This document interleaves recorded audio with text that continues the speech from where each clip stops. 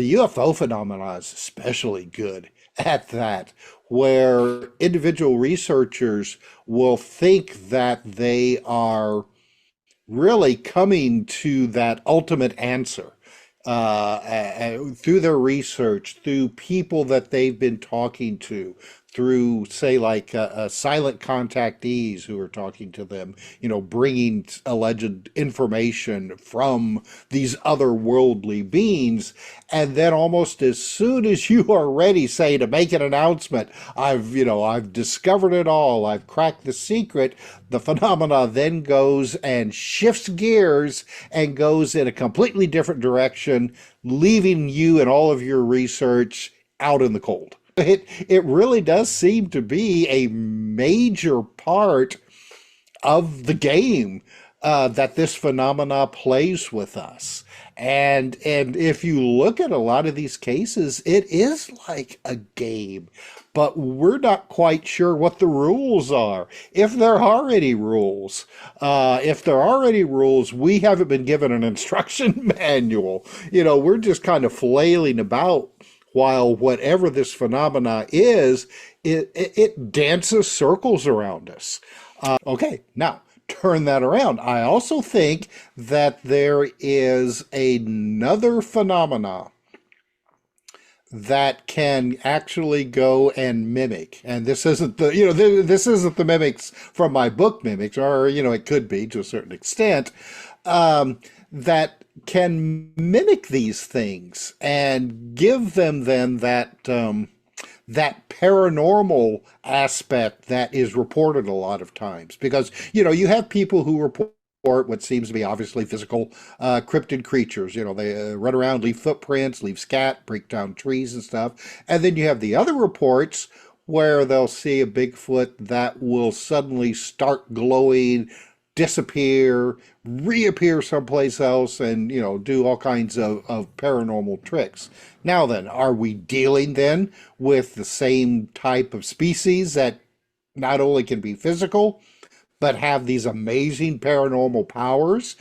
I doubt it, which makes me think that there is some kind of other phenomena that is taking place that will play out for some reason these same kind of scenarios for whatever reason. Again, same thing with the UFO phenomena. I think that the majority of the phenomena is some kind of what have you. I'll use the word paranormal because that's really the only word that we have, but it's probably a very inadequate word to use. But I think the majority of the UFO phenomena exist outside of our reality. And oh yeah, well, I mean, the phenomena definitely has this trickster element to it. All right, and we've seen that, through the centuries. It's almost like a big game. Though I do think that there is a like Jacques Vallée, that there probably is some kind of learning process here, possibly a type almost of, not forced evolution, but, maybe a way that whatever this phenomena is kind of pulling us along to, and again, you said no woo here, but Go ahead. pulling us along to enlighten us, and that's my positive spin, on it. Other times, it just seems like it's just doing stuff just to mess with us. You just cannot escape that conclusion that we're dealing with something other than just physical visitors from other planets. And McTony's, he was examining the idea of ultraterrestrials, but in the form of maybe kind of like I was talking about earlier, like about Bigfoot, a cousin species of humanity, except that they're even more closer related to us and on a technological way of thinking, like us, but more shy. And somewhere in our past, their interactions with us were so disastrous that they just decided we're not going to have anything to do with the human species. All right. We're going to go and hide in the woods and develop our own civilization away from these people.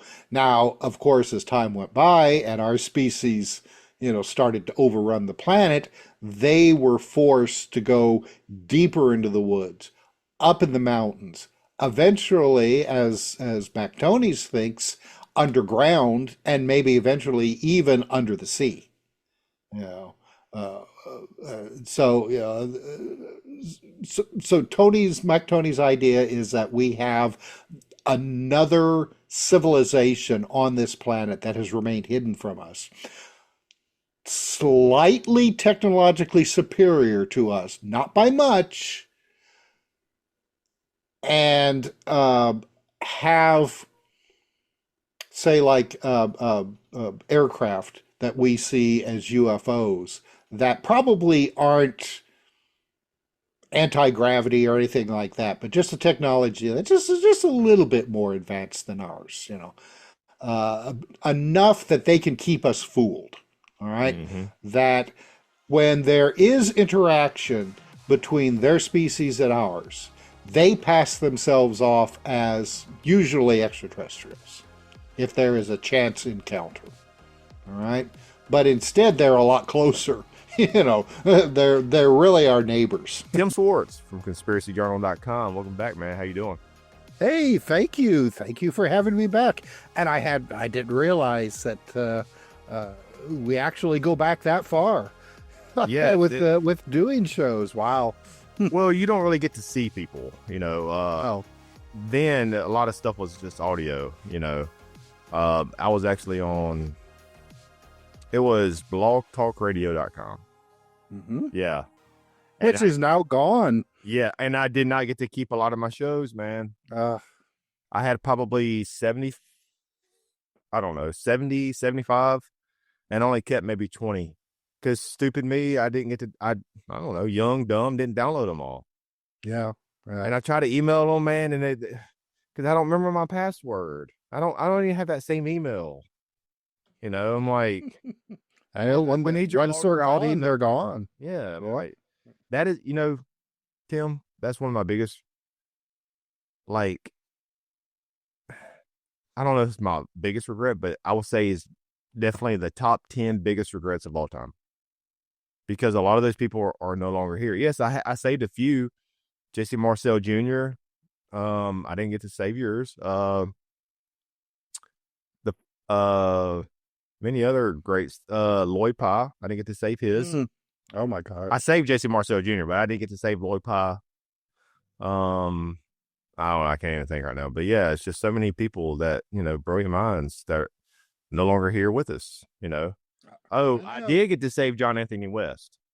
Oh, yes. I did get yeah, well, that's a good one to save. But he did live much longer. I think he died, 18, 19, 20. It wasn't too long ago. No. I say not too long ago. I swear, I feel like it's still like 2018, man. You know what I mean? I know. Around 2020, it seems like time just kind of froze, and we're just like kicking around further. That's where hey brought that up. Was last time you was supposed to. We talked about your weird time, weird time book. But me, time froze 9/11. I don't know what happened, man. Yes, I was a freshman. My wife was a senior. We had the same first period when 9/11 happened. Mm-hmm. And we didn't really know each other. I was fresh meat. She was a senior. She didn't deal with people like me, But we had the same first period. And out of a school with 4,000 or 5,000 kids, Woo, that's a big school. Yeah. Yeah, that's when time froze for me, Mm. But today, Mark, well, maybe we talk about a little bit about time, but there's something I haven't really talked a whole lot about with you. But have you seen, and I haven't, there's a lot of buzz about the newest documentary, The Age of Disclosure. Have you seen that? No, I haven't had a chance to see that one yet. Sorry. I have no. I'm in the same boat. I'm in the same boat. Yeah. But my thing is, it's like, why I I am like a historian when it comes to the research community. Hmm. I don't mean just research. We're all, yeah, all research is history, I guess. Yeah, you're researching things that not really are happening like current, like boom, right now. But Yeah. I mean like researching people like you, people like just people that Gene Steinberg's had on his show for over the years. Hmm. Like people that, oh, also had, I did get to save Tim Beckley. People like Tim Beckley, Oh, you know, good, like good. people like him. People, and it kind of saddens me because people, they don't know, they haven't looked into people like your research. People do, but I'm talking about like the buzz, the clickbait, and all this other crap, it's like they forget the past, the roots. And they also forget that a lot of this shit that's happening today, this documentary, a lot of this has been going on for decades, man. It's nothing new under the sun. Well, yes, new stuff comes out, but a lot of the same stuff gets regurgitated. You know what I mean? Right. Oh yes. Oh yeah. Absolutely. Absolutely. And that is something that I have talked about before myself. And this especially came about with the renewed interest from the Air Force and the government, back around, gosh, when was it? When 17, did it start? Like, to say, yeah, it was something, with the whole Tic Tac stuff, yeah, so, and all the information that started to come out, and it seemed to be pretty obvious that the media, government people had absolutely no idea about the background of the whole UFO phenomena. It was just like all of this stuff just happened starting in, say, like 2014, and that there was no history behind it all. It was very frustrating listening, to and reading these people talk. And it's just like, oh my gosh, just all you have to do is just Google. It's as simple as that. Though, of course, I mean, I have a vast, library and files dating back for decades, but it's not that hard. If you're interested in the subject, do a little research, and you'd be surprised how far back this stuff goes. But and I suppose it's with a lot of things. There tends to be a collective amnesia after so long a time, when it comes to anything, and when there is the inevitable resurgence of interest, you get people coming out who think that, oh, this, I've discovered it all. I have found the cornerstone to the whole mystery. that's what I'm talking about, Oh, Tim. I don't mean to yeah. interrupt, but that's what No, no. I don't know about anger is like I'm ready to fight or not, but it saddens and angers me that people like you've been doing this for 30, 40 years. At least, yeah. Um, People, so many greats that are no longer with us. Tim Beckley, I'm just saying, but there's so many, Yeah. and it's like screw them. Like this is cool. I'm not going to research what has been researched already. Like I don't care about their research, and it's like they come across this information like it's new, and it's like me. Reason why I do this podcast is because I love talking to people like you, great minds. Love talking to, and I don't even talk to a lot of the new upcomer research. Now I do, but usually they've been in the field for at least 10 years, usually, you know. But to me, I get giddy. It's like I still get nervous. Like right now, I don't mean nervous like, oh, I'm trembling. More like butterflies. I get butterflies when I have people like come on my show. It's because, man, y'all paved the way for where we are today. You know what I mean? And I get Yeah. to enjoy the presence of people like you, so many great minds. And it almost saddens me, man. It's like, because y'all paved the way to where we are now. And it's like, y'all, a lot of people have been forgotten about. Mm. and Oh yeah. it pisses me off in a way. And they come across this information like it's new. No, dude, do your research, do your homework. There have been giants that have paved the way, and you rest on their shoulders, but you don't even know that you stand on their shoulders. Yeah. Yeah. Well, it's and that's absolutely true. And I have talked to a number of new researchers. They call themselves that, yet they have just come right out and said that they don't really have any interest in the history or the background of the phenomena, and they're just more interested in new cases. And it's like, well, you're not going to get anywhere in your research if you don't include what has happened in the past. You won't be able to understand what's going on now, because the same patterns um, exhibit themselves from decade to decade, century to century, even. And if you're just concentrating on what's happening now, you're going to miss out on so much. Things are really are going to mystify you. You're going to think, "Wow, this is brand new." No, it's not. There's nothing new under the sun. And of course, some people are like, "Well, why even bother then?" If there's nothing new under the sun with it. And he was like, no, you're not grasping the whole picture here. Hey, That's people, what makes it even more interesting. take this older research, like you, so many greats, and elaborate more on it. Your takes, your ideas, your theories. Mm-hmm. Don't come across something, oh, look what I found. Right. Without giving a source or whatever. And like, this is not new. Thank Tim Swartz, whoever, Stan Freeman, like, I don't even hear Stan Freeman's name anymore. I didn't agree with all his stuff, but he does. Mm-hmm. Everybody contributes. Everybody. Mm-hmm. And right. it's like, man, even like somebody like Stan Freeman, you don't hear his name mentioned no more. I'm like, whoa. You know what I mean?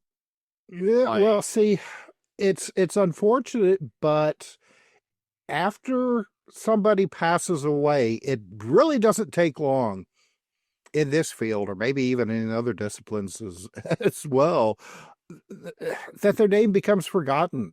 Look at Brad Steiger now. Let me ask you: do you know who Brad Steiger is? yes, Or was? I never had the pleasure to have him on. I had the pleasure of corresponding through emails, but never. Mm-hmm. My last job was terrible doing shutdown work to schedule interviews, so never got the interview. Yeah.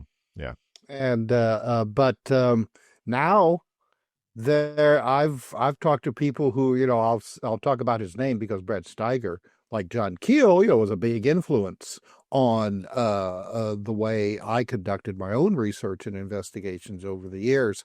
And a lot of people will be like, Brad Steiger, no, I'm not familiar, with that name. And it's or another it's friend of just, yours, oh yeah, who's upcoming 1 year, Chris O'Brien. Chris O'Brien, right? Oh my gosh. I had the pleasure of interviewing him back in 16, 17. Yeah. Mm-hmm. Emailed Yeah. him back and forth over the years, but yeah, man. Oh, well, I mean, with Chris O'Brien, heck, there's even people who are familiar with his work, but somehow miss that he passed away.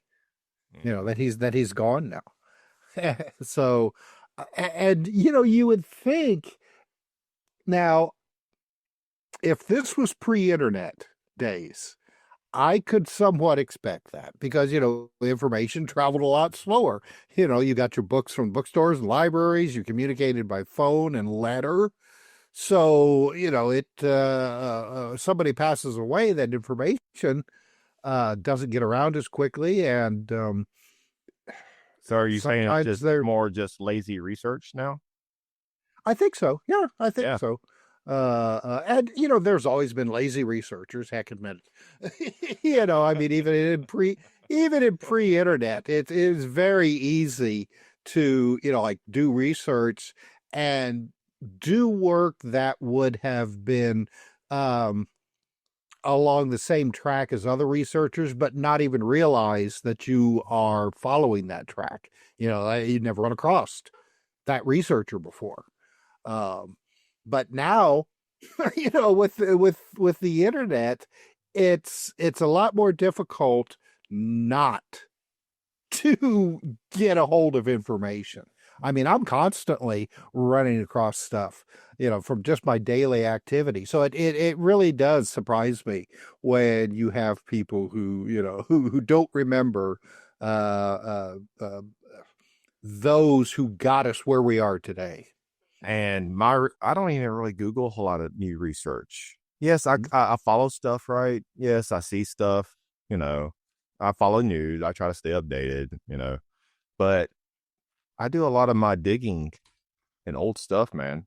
Like I have tons of magazines pre 2000.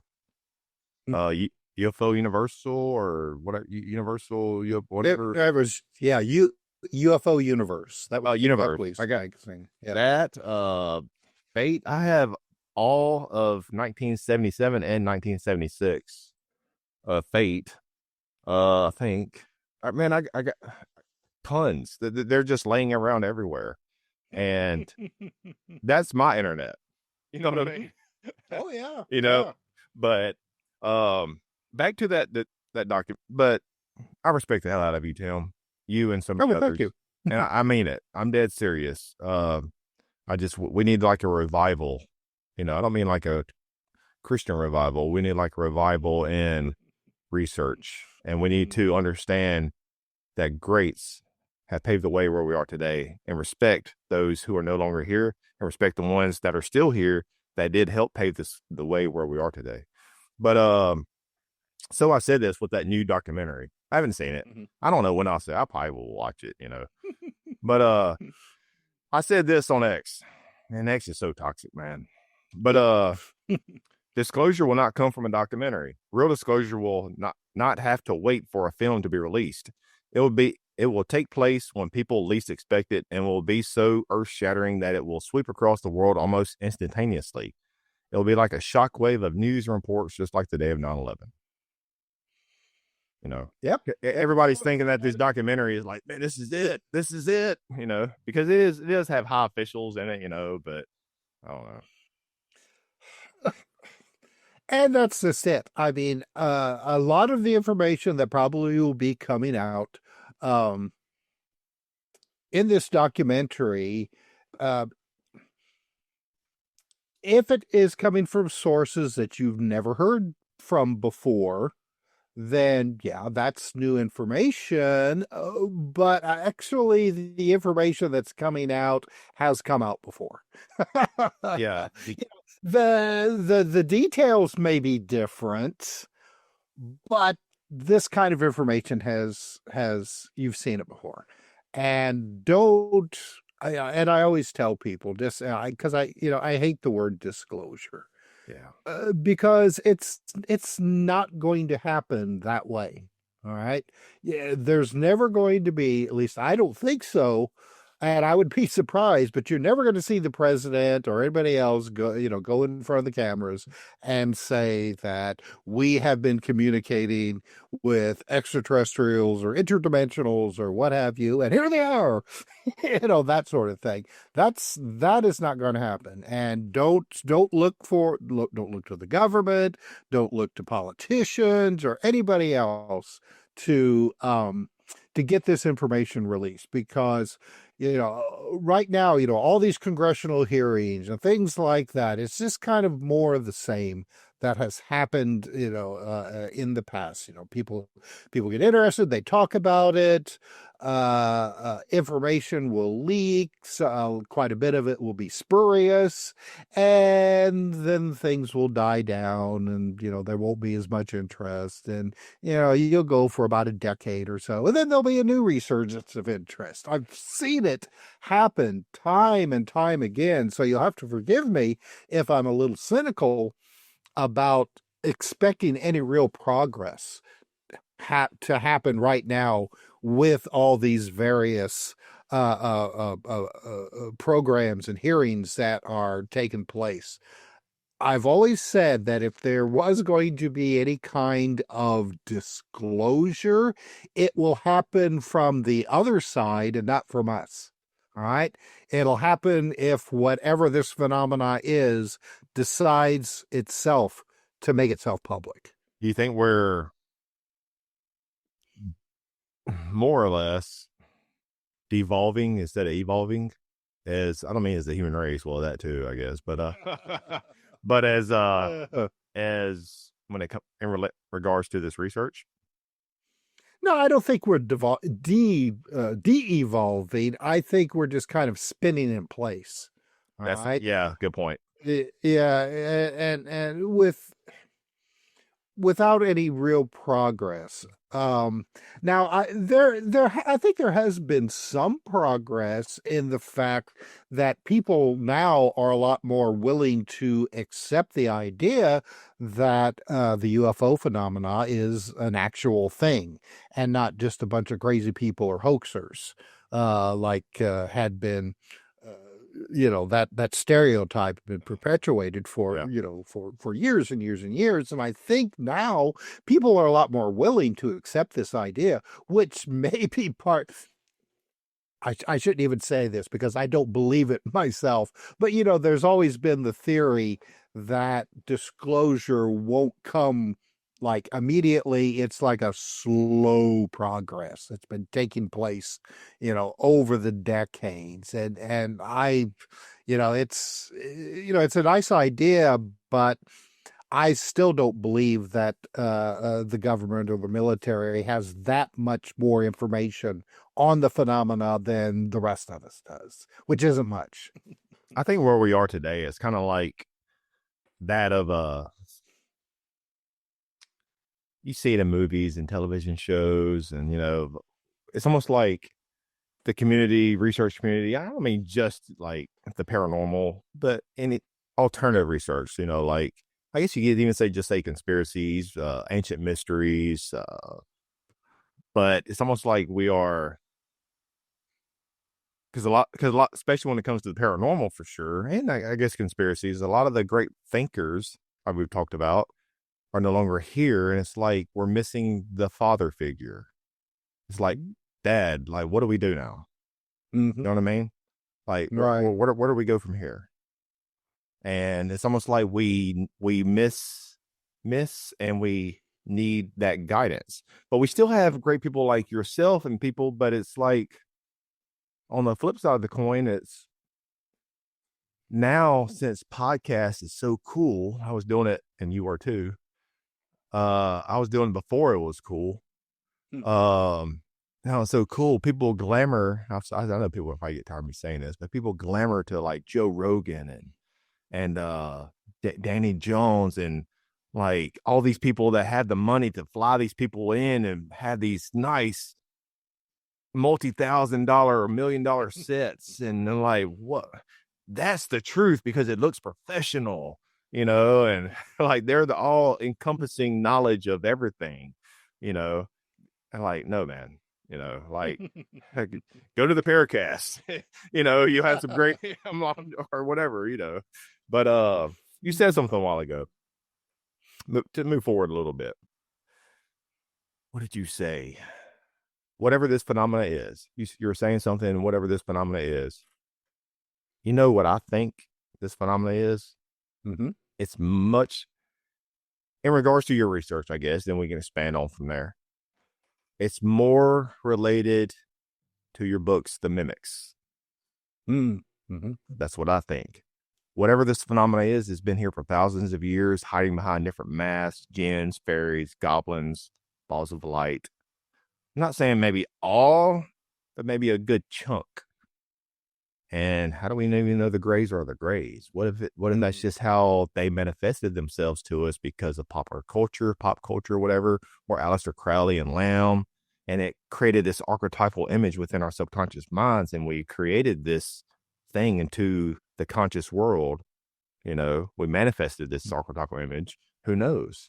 You know, we dealing with some type of force, and you talk a lot about this in your book, The Mimics. What do you think about all that, man? Oh yeah, well, yeah, that's that fits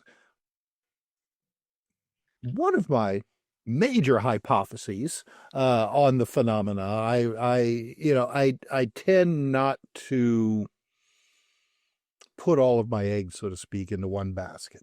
Yeah, I don't really. Uh, I look at them yeah, all, but yeah, because you a lot of people who fixate on one aspect of the phenomena as possibly the ultimate source get to the point where they refuse to listen to any other type of evidence that may come through that's contrary to their belief system. So I do my best to try not to develop a belief system and just kind of keep my mind open on the evidence as it comes in and how it may fit the phenomena. And that's one of the frustrating things about the phenomena, and this includes other as well, cryptids, ghosts, and hauntings, is that it's extremely difficult to pin down, almost impossible, right? The UFO phenomena is especially good at that, where individual researchers will think that they are really coming to that ultimate answer through their research, through people that they've been talking to, through, say, like silent contactees who are talking to them, bringing alleged information from these otherworldly beings. And then almost as soon as you are ready, say, to make an announcement, I've discovered it all, I've cracked the secret, the phenomena then goes and shifts gears and goes in a completely different direction, leaving you and all of your research out in the cold. And that has happened so many times to researchers and investigators that it really does seem to be a major part of the game that this phenomena plays with us. And if you look at a lot of these cases, it is like a game, but we're not quite sure what the rules are. If there are any rules, we haven't been given an instruction manual. We're just kind of flailing about while whatever this phenomena is, it dances circles around us. Is that because is it seem like it plays games with us like that, and it's hard to pinpoint because we only see because maybe we can only see what less than 1% of the visible light spectrum, and it's like we don't know exactly what's there, but we think we know everything because we see everything. This has to be real, but we're dealing with a force or a phenomena that is on a different playing field that has different parameters within them that is way beyond us, maybe. Right. Well, I think that at least, and I'm not outright dismissing the extraterrestrial hypothesis. I mean, we have a big universe out there, and I'm sure that we're not the only intelligent life forms, in this universe. Whether or not, just due to the size of everything, we have actually been discovered yet by other intelligent species. That's that's the point that we have to speculate on. To me, the phenomena seems to be, and I hate to use the word other dimensional because that's not really the correct term, but if you put it in the kind of like the framework of existing in another dimensional reality, that means that their perceptions also include our own, the third dimension. All right. They can see and interact with us. We can't see and interact with them unless they do something. All right. The UFO phenomenon, say, for instance, and this is an example. I'm not saying this is, what I think is actually going on. You see these things flying around in the sky. They look like they change shape. They appear and disappear. What if you're only seeing like a very small section of whatever this is, as it just briefly enters our reality and then goes out? I'll often use the example of fish in a fish tank. All right. If you were to stick your finger into the top of the water, the fish would only see, kind of like almost like a ice cream cone shaped object floating around in the sky, and it changes shape. It could get bigger, it could get smaller, it could disappear.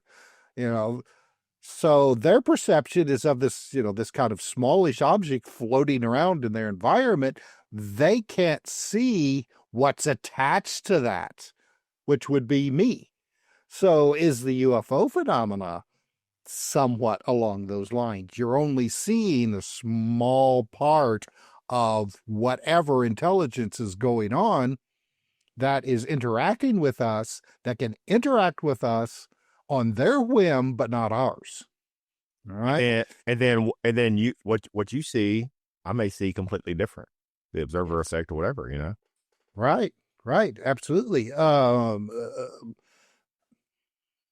The way that we see and perceive our reality is not how it actually is. It's an interpretation on the inputs that's coming to our brains. All right. So, and our brains evolved in this reality so as to prevent us from getting eaten by that saber-toothed tiger hiding in the bushes. And that's basically about as far as we've come. That's the way that our brains operate. So when things happen that are taking place from another reality that surrounds our own, our brains can't interpret that as it really is. So instead, it has to create something that is that seems familiar to us, something that we could recognize.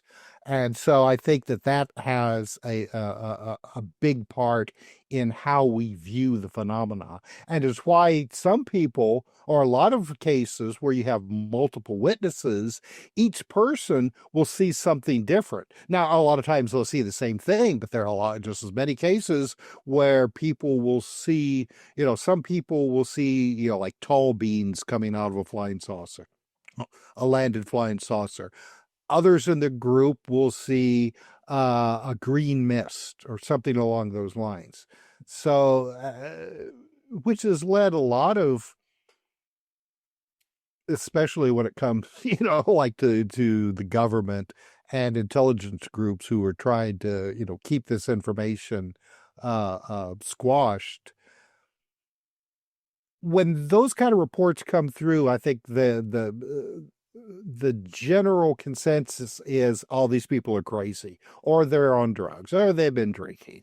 If this had really happened, they would have seen the same things and reported the absolute same thing. You see, you're in a group, you see a plane crash, the details are going to be practically the same.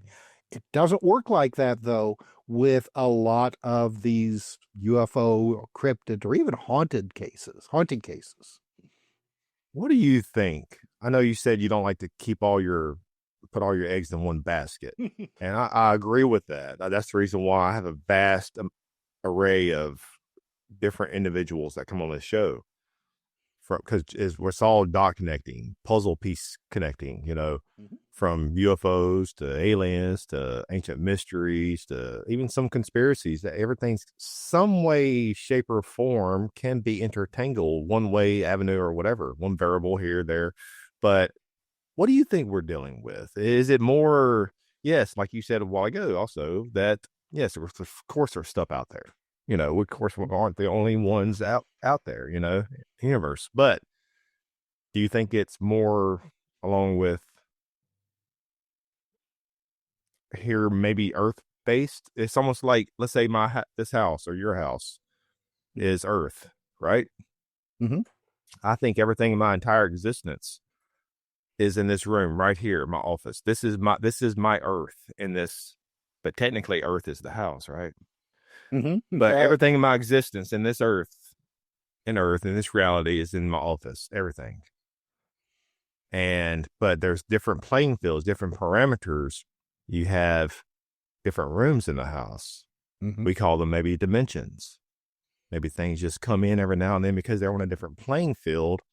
but we're not that evolved yet to where we don't know how it happens. We don't know what is this, so we think we're crazy, or we try to come up with explanations for it. But in reality is that this place is much more sophisticated and interesting than what we can ever imagine. What do you think's actually going on here? Hmm. Well, first of all, I think that it's multifaceted. And it's like I said earlier. I mean, very could there could be extraterrestrials in solid spaceships visiting us. Um, uh, I I I think that there could very well be actual physical cryptid creatures, say like Bigfoot, that are they're a cousin species. They are definitely human um, in lineage, but just just a different branch of our species. They're just as smart as we are, except that their intelligence didn't go on the technological bend like we did. All right, they stayed, I suppose more like flower children or something, just living in nature. But because they are just as smart as we are, they're extremely good at keeping themselves hidden from us. Okay, now turn that around. I also think that there is another phenomena that can actually go and mimic. And this isn't this isn't the mimics from my book mimics, or it could be to a certain extent, that can mimic these things and give them then that paranormal aspect that is reported a lot of times, because you have people who report what seems to be obviously physical cryptid creatures. They run around, leave footprints, leave scat, break down trees and stuff. And then you have the other reports where they'll see a Bigfoot that will suddenly start glowing, disappear, reappear someplace else, and do all kinds of paranormal tricks. Now then, are we dealing then with the same type of species that not only can be physical, but have these amazing paranormal powers? I doubt it, which makes me think that there is some kind of other phenomena that is taking place that will play out for some reason these same kind of scenarios for whatever reason. Again, same thing with the UFO phenomena. I think that the majority of the phenomena is some kind of what have you. I'll use the word paranormal because that's really the only word that we have, but it's probably a very inadequate word to use. But I think the majority of the UFO phenomena exist outside of our reality. And because of that, it is outside of our universe. So the same phenomena that is taking place on Earth can happen anywhere in the universe because it's outside of the universe. That's a difficult concept for people to wrap their minds around, you know. But I've I've I've always said that when the time comes when we actually find life on other planets, like maybe, centuries from now, we're actually able to get to another planet that has intelligent life. And we talk to these guys and we're okay, and we say to them, we have a question. Why have you been flying around in our skies all these years in your flying saucers and never attempted to communicate with us? Their response will probably be us. We thought it was you flying around in our skies. That's all about. I didn't want to interrupt, but I knew he was about to say that. I could see that Yeah. exactly. Uh, Right. Right. so this I like to call it, maybe, like you said, is multifaceted. I like how you said that. but the one that tend to mimic, like, not quite like what you talk about in your books, but the phenomena, I like I like to usually call that maybe a force, the force, whatever. Right. And maybe there's ties and connections to the archons, some type of archonic force. Um, if this force can have the power to do that, to mimic or to play tricks and everything else under the sun, and also possess people, Mm-hmm. Right. I think the same kind of force, and back to get a little woo here, but could easily influence like a archonic computer virus or something within somebody's, like a politician's subconscious minds. I'm not saying like he's a puppet master, like he or like in They Live or whatever, he pulls off the mat, well, it's actually an alien. No, I'm not saying that. More like some type of virus or something. This if this force can Right. do all these tricks, who's to know that certain politicians and elites that pave the way, how the world they want the world to go, they aren't possessed by some type of alien virus, some alien download, and we're living their reality. We're playing by their parameters, playing their games. Mm-hmm. What do you think about that? Oh yeah, well, I mean, the phenomena definitely has this trickster element to it. All right, and we've seen that, through the centuries. It's almost like a big game. Though I do think that there is a like Jacques Vallée, that there probably is some kind of learning process here, possibly a type almost of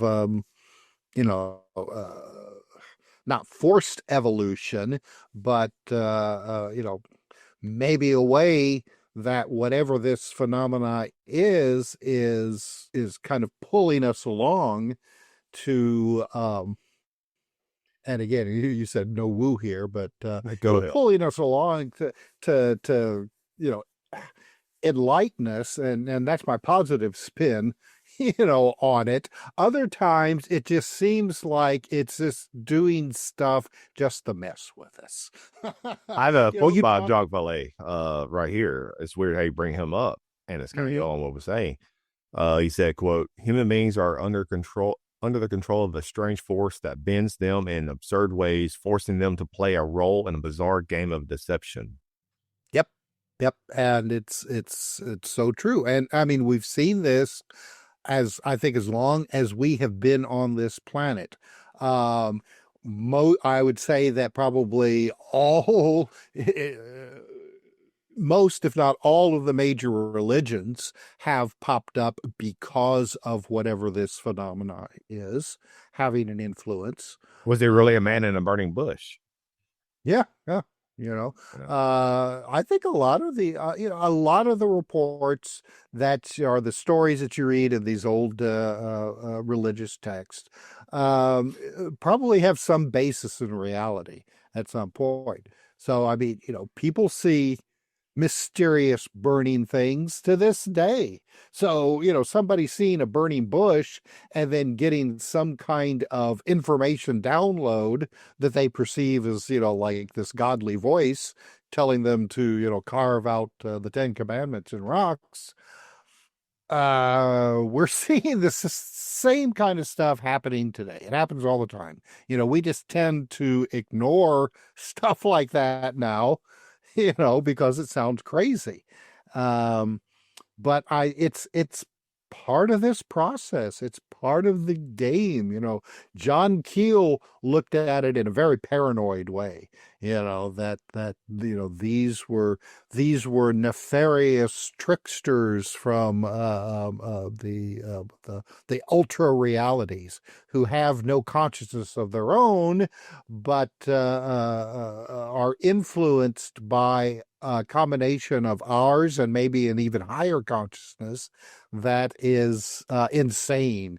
What insane and like a broken record in the sky, just constantly clicking over the same part over and over and over again. That's why we see the same patterns emerging century after century. Sometimes the players, not yeah, sometimes the players are different. I mean, people used to get this kind of information from angels or demons. Now we're getting it from allegedly extraterrestrials. It's the same source. They're just using different faces to convey this information to us. And like Keel and Valet thinks that the source of this is an intelligence of some kind, and that it is guiding us for whatever reason, teaching us. Keel, on the other hand, thought that maybe it was mindless and just would appear, play tricks, say things based on people's belief systems or like a collective unconsciousness. But then after it ran out of energy, it disappears back into, whatever that source is, the eighth tower, as he referred to it. Ultra-terrestrial, yeah. The ultra-terrestrials, right. He felt that they didn't really have an intelligence of their own, a consciousness of their own, which was why a lot of times interactions with them, and this is something that I talk about quite a bit in the Mimics book, is that it's almost like they're robotic and just repeating something that has been taught to them or downloaded into them, but any questions that is outside of that download, they're unable to answer. So they just kind of repeat what they were there to say or talk about or do. Look at the Men in Black scenario, where somebody will be visited by either a single person or a group of people with some kind of threatening message, usually. Quit your investigations, something bad's going to happen to you and your family, that sort of thing. Then they just disappear. They'll go out the door, they'll get in their car, the car will go around the corner, and then that's it. It just like it disappears. It makes you wonder, why did they just disappear though? Like, are they some type of, only kind of word we have is some type of interdimensional whatever? Because if you think about it, most, they're pale, they're no eyebrows, they're bald, and that's usually a common occurrence with radiation sickness. Maybe they're going in, maybe there's a connection there, going in and out. John, mentioned John Keel a couple times. Do you think he was way ahead of his time? I do. I do. There are people who, and especially, some of the people who knew John, and, I met him a couple of times. Oh, man, I'm jealous. When he was, well, I mean, he was older and more crotchety. Then again, aren't we all? But yeah, I mean, I think that Keel was very groundbreaking with his ideas and what he wrote about. Whether or not some of the stuff that he postulated he actually believed in himself, that's up for debate. Some of the stuff he may have just put in there because it's like, hey, this is as good of, explanation as any, not really believing in it himself. But if you read his books, from the beginning to, like his last ones, you'll see ideas that evolve over time that I think are probably his actual way of thinking, and not just stuff just to fill some pages of books to satisfy some readers who demand that ultimate explanation I where there wonder, is none. I wonder if, because I remember one of his books, he talked about, um, I don't know if it's Operation Trojan Horse or another one, where he said he did like his own type of research, so I guess scientific research and analysis, statistics and stuff of most paranormal and UFO occurrences happened on Wednesday, I believe. Yeah, yeah, Wednesday or Wednesday Thursday. evenings. Yeah, and makes you wonder if that's the same or has it evolved over time, and why that is. Like Yeah. what is it about this day? It'll dawn on me, man. But 3 o'clock this morning, that's what it'll yeah, come to it will. But you. anyways, he read this. I'm like, oh, I remember seeing that in Mac Tony's book. But I remember, but anyways, he read this out of Mac Tony's book, The Crypto Terrestrials. Gene did, but quote. Now, like I said, I should have read this earlier when we're talking about this, but quote: the ufological community suffers from creative anemia. I think that's amnesia. It has a disheartening tendency to refute dissenting voices, even though within its own ranks. With tired screeds that unnecessarily polarize the debate, such as it is between cautious advocates of the extraterrestrial hypothesis and know nothing science popularizes who seem genuinely incapable of considering the UFO inquiry outside the cognitive barriers posed by decades of cheesy sci-fi cinema and the legacy of true believers. So it's no real surprise why ufology is marginal. While its luminaries might noisily claim otherwise, ufology collectively wants to be marginal, with the I can't ever say this lamentable Yeah. exception of a few spokesmen who feel the need to explain the phenomenon's intricate in, intricacies to wary public, often in the guise of would-be political discourse. I'm butchering this quote, but the UFO community remains afraid of stepping into the rude glow of widespread public attention, and it has a right to be afraid.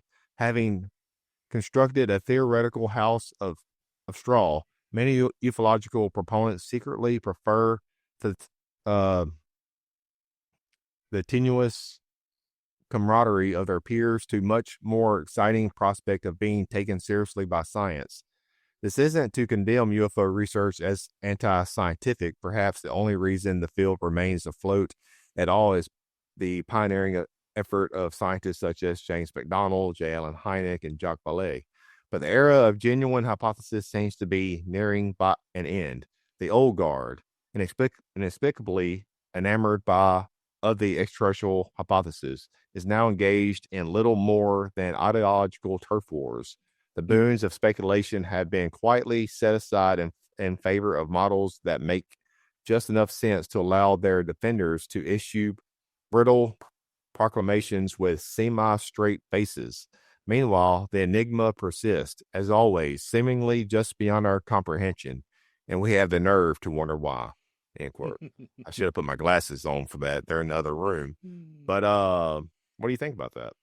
No, that's great. Even though I butchered it a little bit.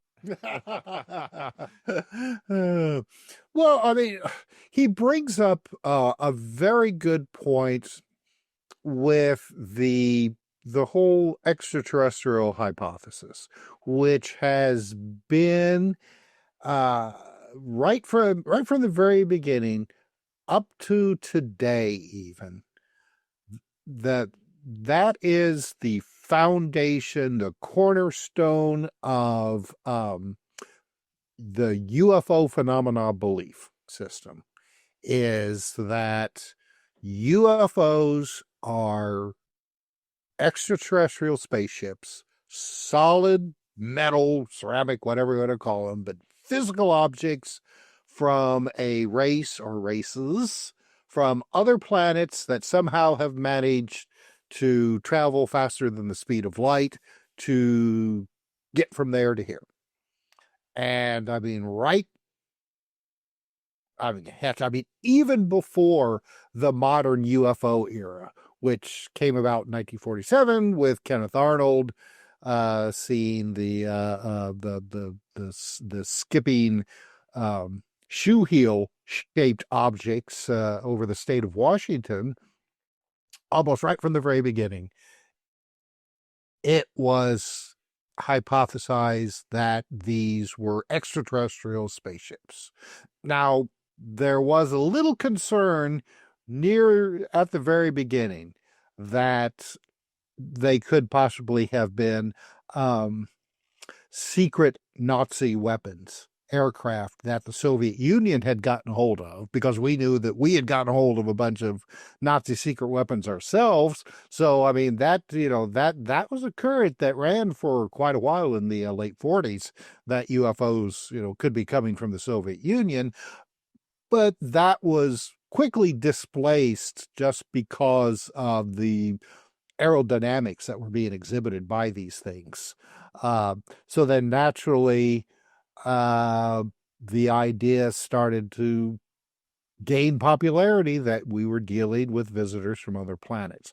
And that has not faded for the entire time. You know, and even okay, even before the 40s, there were people who claimed to have had contacts with extraterrestrials, usually in the form of like channeling or mediumships, like spiritual mediums who claim to be talking to spirits of dead people.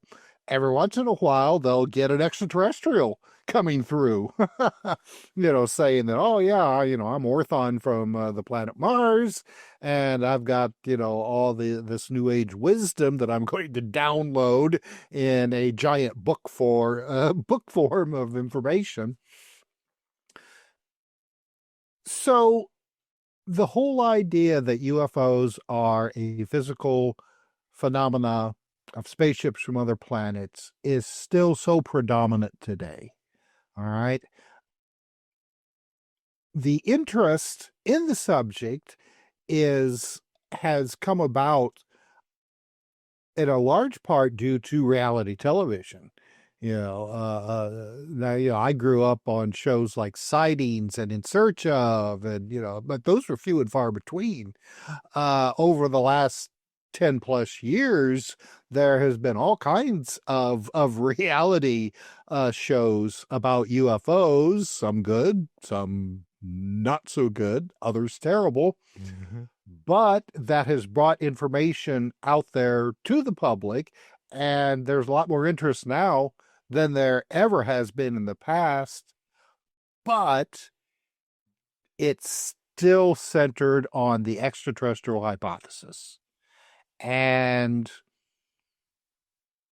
there are those who it's extraterrestrials and nothing else. And it's been extremely difficult to get people to look beyond that, because we start to get into that woo factor, as it's been said before, which, I mean, face it, it does sound crazy. It sounds like the ramblings of a madman, some of these encounters that people have had. Yet through my and other people's research investigations over the years, we see these same patterns coming from different people, different times, different locations, that you just cannot escape that conclusion that we're dealing with something other than just physical visitors from other planets. And McTony's, he was examining the idea of ultraterrestrials, but in the form of maybe kind of like I was talking about earlier, like about Bigfoot, a cousin species of humanity, except that they're even more closer related to us and on a technological way of thinking like us, but more shy.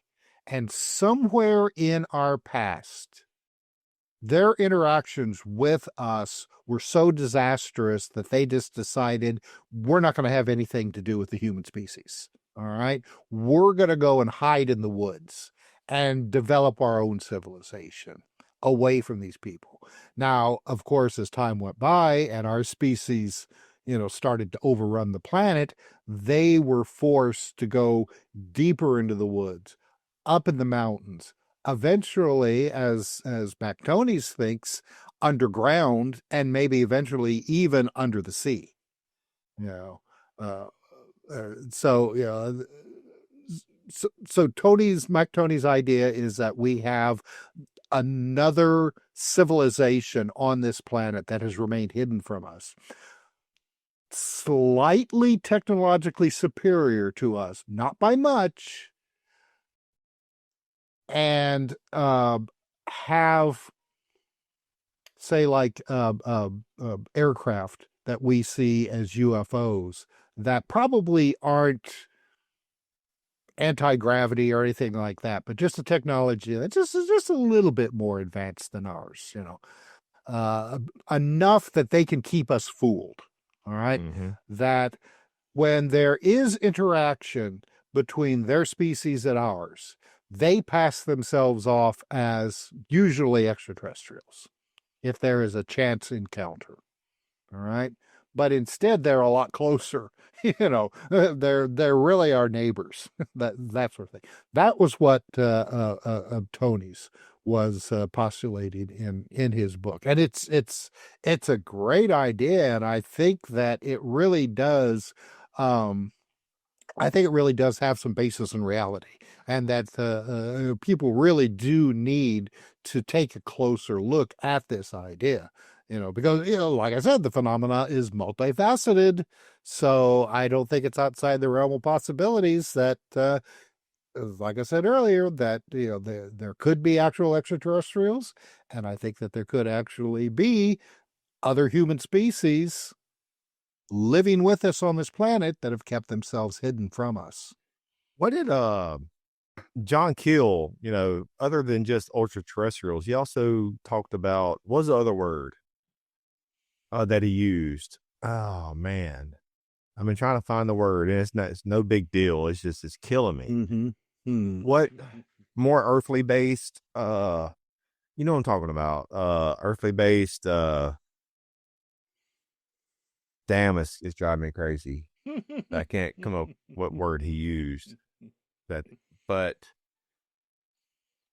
oh man. Well, okay, Keel used the word ultra-terrestrials, and Tony's used the word crypto-terrestrials. Yes, but it was something else that Keel used, and I can't come what it was. Oh man, like natural earth forces and stuff. Right. Damn. Oh well. Man, I forgot to take my Geritol this morning. Oh man. But do you here's something I was going to ask earlier, kind of whenever you brought something up with thought, consciousness, or something. So Tim, how do we know that in regards to the phenomena or whatever, like how do we know our thoughts are our original thought, Right. to the phenomena or research or just daily life? How can we discern the possibility that our thought isn't being planted, by whatever this force is, its entities, and like, and that could play into effect with schizophrenia, because we think that they're crazy, right? Right. Like we think that they're mad. My wife, she's a psych nurse. She deals with these people every day. And she says many of them are actually smarter than you think. Yeah, some are just shit ass crazy, but some are actually smarter than you think. So do you think that maybe some of these people were actually seeing that we label schizophrenia, bipolar schizophrenia, whatever, mental disorders? Maybe a certain select of them are actually seeing beyond or not just seeing, but their other six senses. Maybe they have a seventh sense, an eighth sense. Mhm. They're seeing beyond that 1% of the visible light spectrum or something. You know what I mean? They're seeing Oh, more, they're hearing more, everything out there. What do you think about that? oh, definitely. It goes along in the same lines of what I was talking about earlier on how I think that our brains evolved basically to survive a wild environment. Survived to not falling off that cliff, not to get eaten by that cave bear, and that's basically it. you know, uh, so. Along with that, there is these cases, and there's lots of them, where people who say have had a close encounter with a UFO and possibly beings associated with that UFO will find themselves sometimes fast, sometimes slowly, but they'll find themselves changing mentally. Um, where say originally had no interest in say music or mathematics will then suddenly basically become a genius in these fields, or develop an interest in not religion but spirituality, those sort of things. And we see this happening sometimes with people who have been diagnosed with schizophrenia. And I think that um, our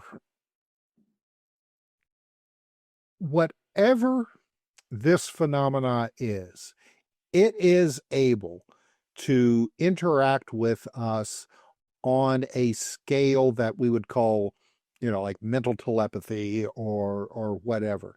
There is a mental influence that can take place with this phenomena and the way that people interact with it. Sometimes it's subtle, other times it's devastating. So if our brains are made to only perceive the most minute parts of our reality, just enough to keep us alive, and not see everything else that is around us, that with just the slightest adjustment in our brains and the chemicals in our brains, we would be able to see that stuff. So maybe these people, maybe people who have schizophrenia, this is what is happening. Not all of them, but some of them, they are actually seeing a broader view of reality, and it's not fun. We're used to seeing just a very small part of a reality.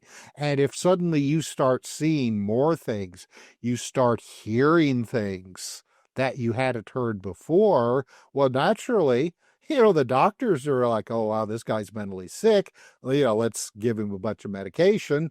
And, sometimes it works, sometimes it doesn't. So we see the same thing taking place a lot of times with these interactions with UFOs. It's almost like that they produce a form of schizophrenia in people, but a lot of times it's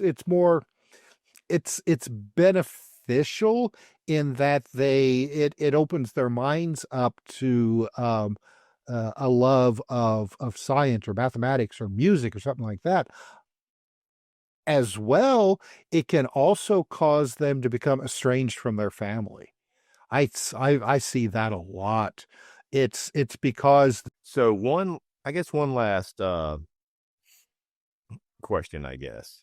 Mhm. And I'm talking about this force. I'm not talking about, because you said it's multifaceted, and I agree. Um, but whatever this force is that likes playing tricks and that possibly is influencing certain elites in the world. Also, I love a lot of people don't know of one of your first books. Was it The Secret Government? Oh gosh, yeah. Yeah. Mm, That's or oh, this yeah. is like secret something black projects of the secret government. Brilliant book, man. But Oh, that gosh, that was boy, I think that was 98, like my first, yeah, it was very something early like on. that. But so what do we have?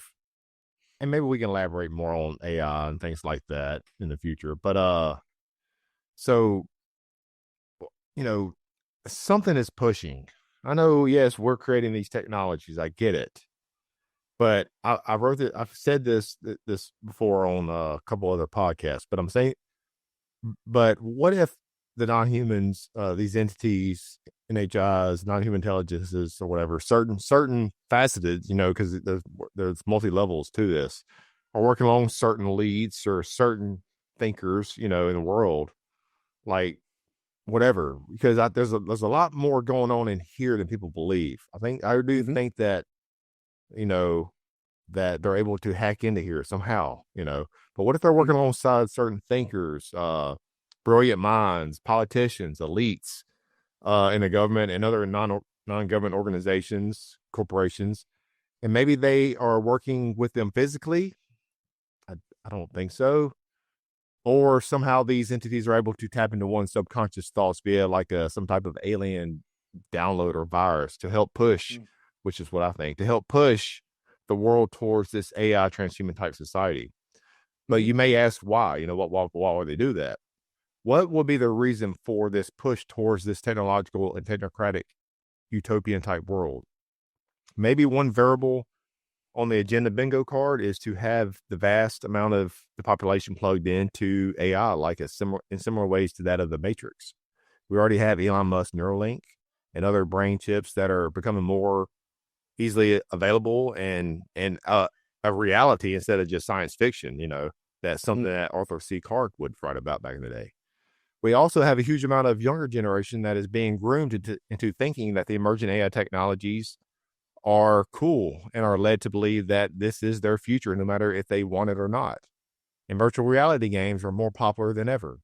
With all that being said, Tim, maybe these entities, this type of variable with this phenomena, this one variable of the phenomena, are pushing us towards this AI collective hive mind transhumanist future because these entities want us to be plugged in.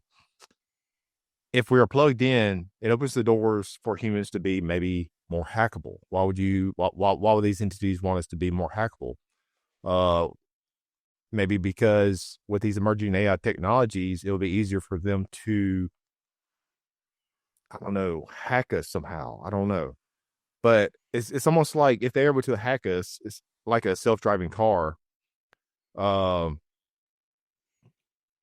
then what would these entities be after if they could hack us, if we become implanted within these technologies in the future? What would they Hmm. want? Why? Is it our spirit, our soul, our essence? It could be a good source for these entities, and or could be these entity or could be what these entities do, uh or maybe what they're trying to achieve. Hmm. If they can't physically pluck our soul out of our body, our spirit, or whatever, our consciousness, maybe they think they can create some type of digital copy of our soul and our spirit. Because we also hear the Greys, they don't have souls or spirits and they can evolve, whatever. And maybe it will be easier for them to achieve this if the human race is plugged into this AI smart grid transhumanist, futuristic Blade Runner type world. What do you think about Hmm. all that? Well, I think that this push towards this like a technological um And this is we're going into the discussion for this time, Tim. right, into I think this push is more human based. This technological autocracy, so to speak, is is more human based than ultra terrestrial based because I don't think that whatever the intelligence is beyond our own that is interacting with us, I don't think they have any problem most of the most of the time.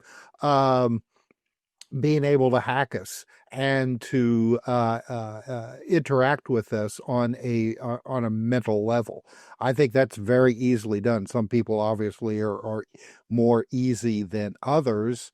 But when it comes to having to use technology, I think that's all human based. Now there possibly could be some kind of influence taking place. That's what I mean. To More like maybe Yeah, downloads or kind of like right. But something, you know. yeah, but I don't think it's for a reason to make it easier because it's already easy without the technology. Seriously. And again, like I said, some people are easier than others. Some are impossible, but it would be the same way using technology, even with implanted devices. Um, Now, saying that, Whitley Strieber has been saying for a while now that the aliens that he's been interacting with aren't aliens as we think of them as aliens. The whole visitors from other planets, but it's a lot wider. Uh, it's a much bigger thing than that. But their communications with him are basically saying that they exist in a reality that is timeless, that they are able to perceive the past, present, and future. So there's no adventure, no surprise. And that their interactions with us is that they want to be able to enjoy reality and time as we do, where you understand the past, you're experiencing the present, the future is a surprise, it's a big surprise. That's what to, they want to basically possess us in order to enjoy the physical, something that they are unable to do. So now take that as you will. So it could be something just as simple as enjoying the things that we take for granted. Yeah. And that is about as nefarious as it goes. But again, like I said, now the human aspect of this with the whole AI and implants and the hive mind creating technology, um, that is something that I think that the technocrats are themselves trying to achieve. Because face it, people are a lot more easier to control if you could just push a button and everybody who's on the wire will then do what they want you to do. Then again, now this just came to my head. What if this other intelligence that we are dealing with is actually working to prevent that from happening? That they're going to get to us first and have been working to get to us first, so that when technology gets to the point where it is able to try to control us, we can't be controlled. We're past that already. We are already have been taken down that next evolutionary step, which is something that that I have talked about for quite a bit. That this other intelligence, we can't look at it as either good or evil. Those are meaningless words. But whatever it is working to carry us along, um, to evolve past our physical bodies and into, whatever that next step is for us. But it's not going to be physical. It's going to be more than that. Well, Tim, I appreciate you coming back on the show this time. It's always a treat, honor, and privilege, man. I look forward to many more conversations down the road. Thank you, man. Oh, thank you. It's my pleasure. Anytime you want me back on.